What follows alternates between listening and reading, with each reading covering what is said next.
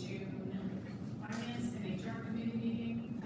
Troy Mayfield is unable to attend, so it'll just be these days. Motion to approve minutes. So the consent agenda is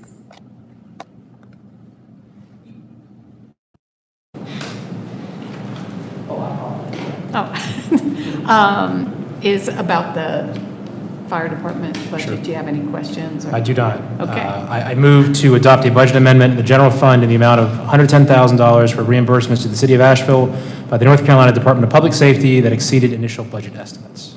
Second. So we'll, and just a comment, really appreciate your staying on top of that and making sure we get as much money back as we deserve. Yes, ma'am. Thank you. And the people that were subject to that tragedy, appreciate your service.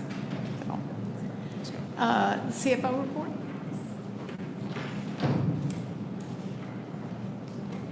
I don't have any materials and I don't have anything terribly specific, but I wanted to give you an update on our audit for this year. The auditors were doing preliminary site work last week. Everything went pretty well. We have not found any areas so far that they're like, come on, you need to get that to us, or where they're not being timely with us. So far, so good. We'll keep you updated as that moves along. And then secondly, next month, we will be bringing to Finance and HR Committee a process plan for how we would do a 2020 bond, like what that process would look like if that's the direction council wants to go. Great. When do you think you'll close? June, year end? Close June, August 15th. Okay. I was just curious. I told you that today I was at the Alcoholic Beverage Commission meeting, and they were substantially over budget on their net income, and I suspect they're going to be, June will come in probably well too. So keep an eye out for a little extra money. That would be excellent. Thank you. Okay. Land use incentive grant update. Hi, Paul D'Angelo with the Community Development Department. We've got a draft land use incentive grant update in front of you today to take a look at. This this land use incentive policy was approved March 2011, and council directed that the policy be reviewed approximately once a year just to see how well it's working in the community with developers and for affordable housing. So we just recently did that as well over the last couple months, especially with my initial role of going out and talking to developers, stakeholders, and members of the community about how well the policy is working. Right now, to date, I think 3 developers have taken advantage of the land use incentive grant as part of their pro forma, and we'll see those funds go out, I think, this next fiscal year to a certain extent. But we went ahead and took a look at this policy to do the updates and have them for your review. If you notice, there's changes in reds are the ones that have been recommended, and there's a few highlights that are out there for discussion, as well as a few notes on the last pages. Or the last page. In addition, we removed fee rebates from this policy. That's going to be a separate policy that we're working on right now with Development Services and Ben Woody's team, as well as some of our team as well, to try to create a better fee rebate policy. That should be coming, I think, next month. And we really took a look at this to reorganize the scoring matrix so that it's all on one page, a lot easier to read. And then listening to the community, tried to take a look at the things that need some assistance out in the community, like housing choice vouchers, as well as sustainability issues, and add those in for points so that possibly that could be an incentive for developers to utilize those tools. So if you see some changes when notes are listed, I'll just mention a couple of them and we can go through them. But a minimum of 20 years affordability versus 15. One of the big changes is instead of every 10 points equaling 1 year of tax abatement, it's every 5 points. And that came about from an analysis we did on how the policy itself, if you look at it over a 20-year or 15-year period, how it's really not equating to meeting the developer even close to halfway with the money that's being left on the table if they just go full market rate, and the idea being to charge an affordable rate for many of our individuals and families in Asheville. Points for being in the central business district, points again for accepting tennis-based rental assistance, points for removing an individual from the homeless by name list, which is important for our continuum of care grant, so that we can continue to utilize the COC and make sure we're in compliance with HUD. We put in brownfields, energy efficiency, as well as rehab and redevelopment. It's been through AHAC and Housing and Community Development Committee. It's at Finance today, and we feel that it would be these would be good changes that we think could attract developers to pursue affordable housing. We have been contacted by 2 developers who have been watching this go through that are expressing interest in utilizing this. It kind of goes along with community development's efforts of creating policies that are easy to comprehend, usable, and equated to a dollar amount to be used as a source in a pro forma, which is what we've been asked from the community.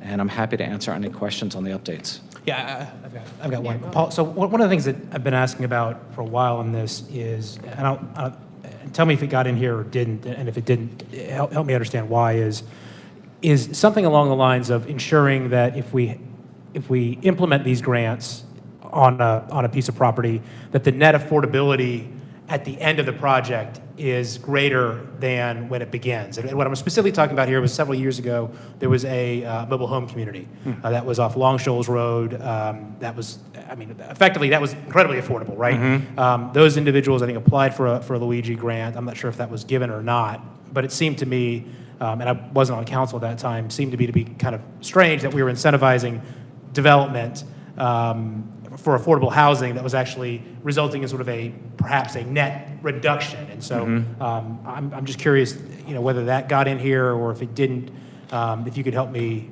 understand. Well, I do think that most of this is geared towards new construction, and we can definitely take a closer look at that language, but there is the possibility of redevelopment. If you notice on the second page, it had to be a 1 to 2 rebuild for affordable units. For redevelopment rehab, or a 1 to 3 rebuild of affordable units. So that way, to even get points with a Luigi, you actually, if you're rehabbing or doing that type of work, you'd actually have to add more. So it's definitely in there, and then otherwise it would be based towards new construction. Right, and so my question. So let me ask this just straight up over here. So let's say we had a mobile home community that similar case, right? Mobile home community, very affordable.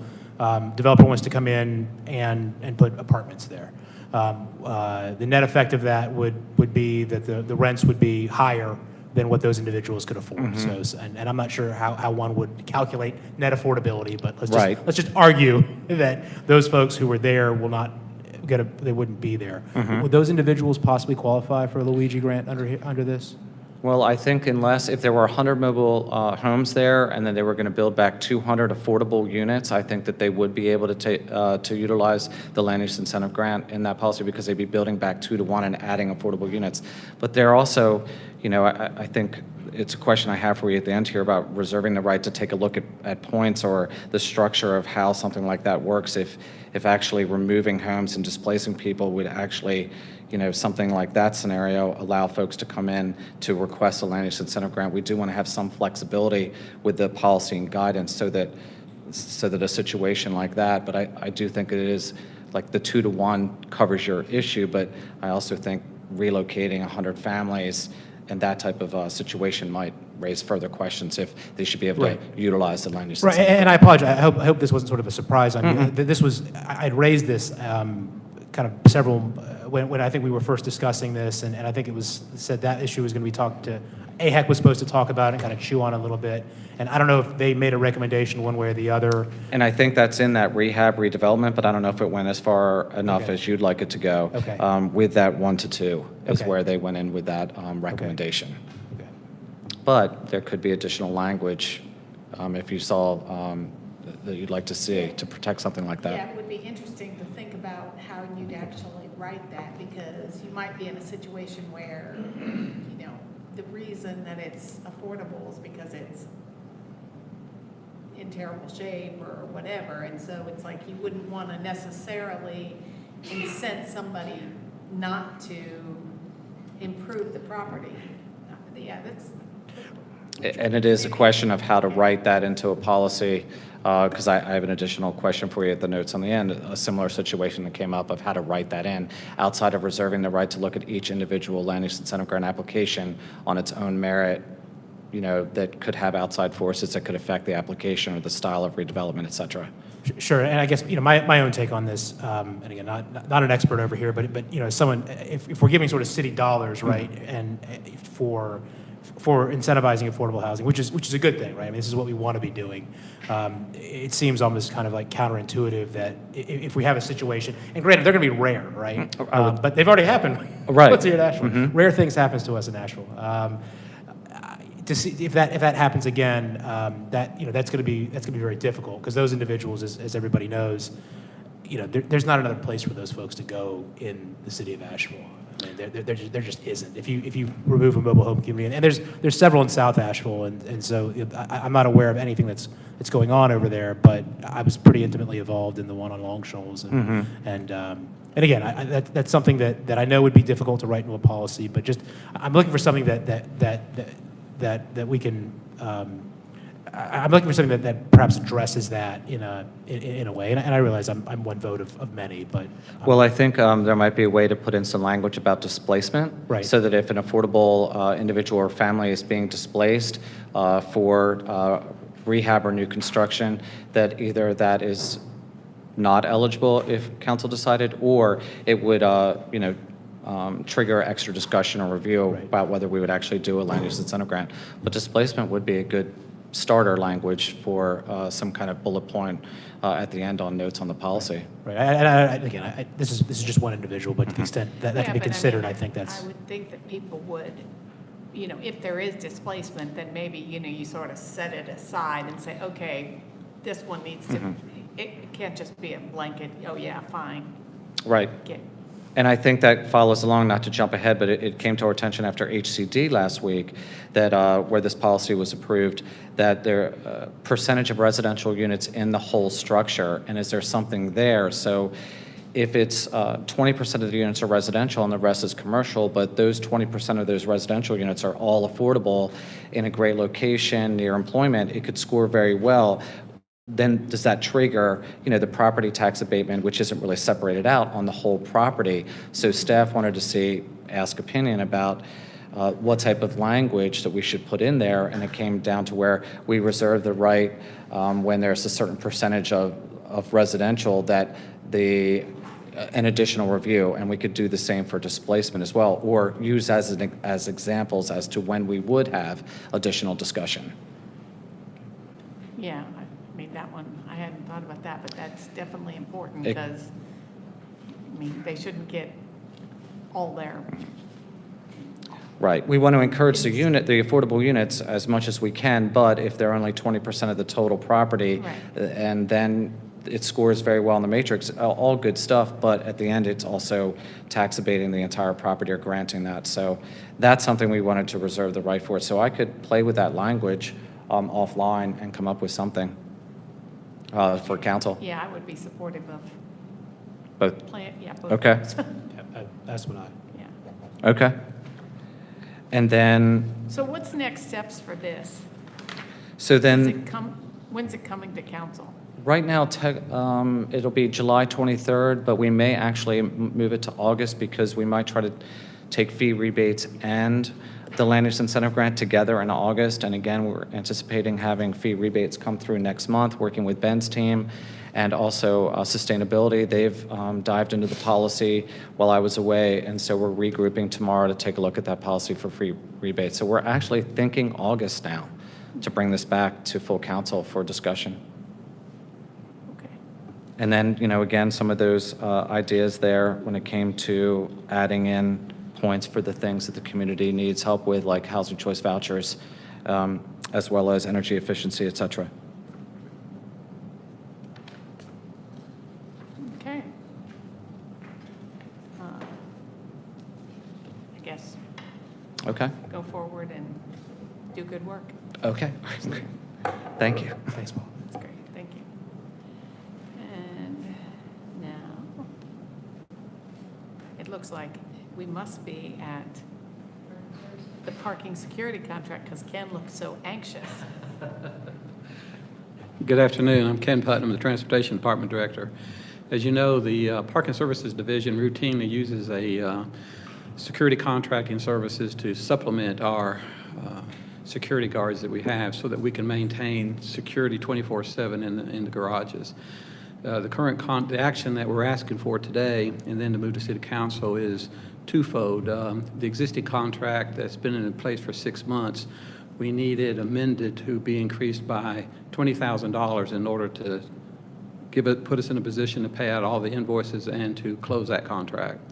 And then at the same time, we're asking for an extension on the contract for 1 year to cover us for fiscal year 19, fiscal year 2020, so that we'll be able to use the same services.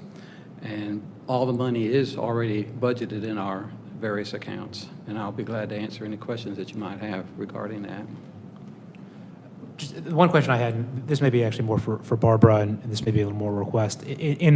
So I have no issues with the request here, and we'll support it. In the report, we're talking about insourcing some of these folks. Do we have a sense of how much more that's going to cost us by doing it?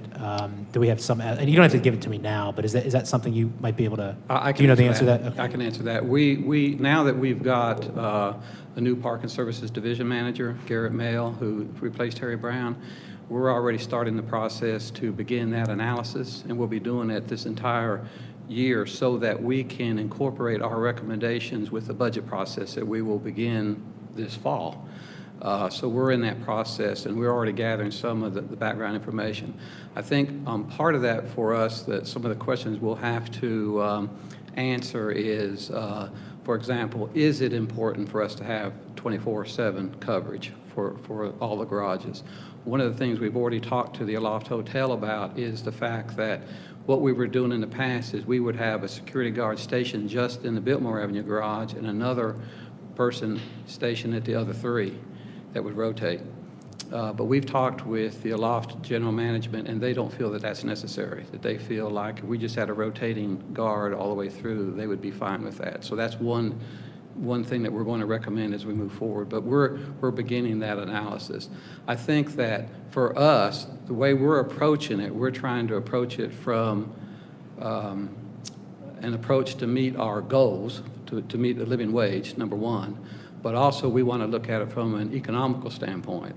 And I think that I feel confident that for the security situation, I think we'll be able to add FTEs, but I think that we're probably still going to have some help from a contract, like for city-approved holidays, as an example, and some of the late-night shifts. One of the things that we're finding now with the economy being so good, even the temp services are having a hard time supplying the people. Sure. That's a very difficult thing. Right, and so to go back to the question, just to make sure I'm clear and I'm clear in terms of what you'll bring back here, will there be some analysis that'll say, okay, here is how much more or less we are paying as a result of insourcing than outsourcing? Absolutely. Okay. We'll make that comparison. Yes, sir. Great, thank you. Absolutely. So we would recommend that you move this forward to City Council. Great. And it'll be July 23rd. Okay. Thank you. And insurance premium and property claims. Hey, Ken, I'm just sorry. Do you think you'll have that analysis by the 23rd? No? Oh, No. oh, no. No? No, no. Okay. Not that quick. Okay. All right. Because we're not doing the insourcing yet. Okay. I mean, this is just to get this contract, but that's going to be in next budget. Okay. I want to make sure, I didn't know if that analysis had already been done prior to that decision being made. I'm sorry. Okay. Speaking of that, we are analyzing our outsourced contracts in several departments, and we'll be bringing those as part of the budget recommendations as to whether or not something is practical to insource or more reasonable to remain outsourced. So you'll hear from us on that. So now we're on to the really fun stuff, insurance premiums and coverage. You want to go to the next one? Okay, insurance coverage. Just to give you an idea of the insurance policies we have, and this is not all of them, but these are the biggest ones. We have our excess liability, which is kind of our general property and liability Our deductible or self-insurance retention, since we're self-insured, is $500,000 that we would pay, and then our coverage is up to $5 million. The umbrella liability is in case something massive happens and we need more than that. So we have an umbrella coverage that's bigger. Auto and equipment, $2 million with a $500,000 deductible. Dams are $15 million, again, $500,000. And then workers' comp is $2 million with a $600,000 deductible. And here are the premiums for those over the last 3 years. So excess liability has gone up a little bit, umbrella a little bit, and then came down this last year. I think we changed companies on that. We look every year to see where we can get the best rates. Auto and equipment has gone up significantly. It came down in 18, but we've had a lot of auto claims. And we anticipate that one going up again, right? Yeah, checking with Vicky. Where are those happening? Are they happening in a particular department? They vary, but fire department, police department, water and public works. I mean, I know that's kind of like all the places that have vehicles, which doesn't really tell you much. Not in budget. though. Our largest claims have been fire. We've had several major incidents with fire trucks. Am I saying that right? Okay. Making sure. This is Vicki Michaels with Risk Management. She's here to make sure I don't misstate anything because Brad is in Italy. So, Oh, well. is- yeah, normally you would So- have the pleasure of Brad's company. So I would suggest, I mean, something like that, that we start to look at, sort of root cause. Like that, I mean, if we're having a lot of incidents, like, why is that? And, I mean, are they? Absolutely. And actually, we had Brad come to a management team meeting recently and give an overview of our claims and saying, hey, we've got a lot of these. We're doing more with our safety program, and we're definitely going to address some issues with sort of frequent flyer departments where we're seeing the same types of accidents happening. Some things are not preventable, but the preventable stuff that we're seeing over and over, I think it's valid for us to go and say, hey, come on. Right. Well, and, Beth, can you go back to so, the auto is interesting. I mean, the coverage is $2 million and our deductible is $500. And then, which basically means the insurance company's probably not paying for much relative to individual claims, but yet our premiums are going. It's because our big claims are in the multi-hundred thousands of dollars for fire trucks. Right. Yeah. Okay. All right. All right. Sorry. So any questions about that? I know this is really basic And, information. the but- dams, is that just because, why is it going up 45,000? What did we find for that? Do you remember? Well, there's a project that's been going on out there that's increased our value with regard to the dams, but the exposure, when you have an increase, goes up as well. Ah. So the insurance moves it relatively. So just to repeat So the that. value of the Yeah. dams are getting bigger and therefore what they're covering Okay. is. Just to repeat that so we get it on the recording, it's the value of the dams that's going up, and then that's creating larger exposure, right? Okay. All right, anything else? All right, thank you very much. That's all. I think it's just moving on to council to approve those, right? Or does it? Yeah. And they're approved in the budget, but we like to keep you Since it's a big informed contract. of what's going on. And those are big contracts. All right, thank you. All right. So that is the formal business of Finance and HR Committee. Do we have any public comment? Okay, well, with that, we are adjourned.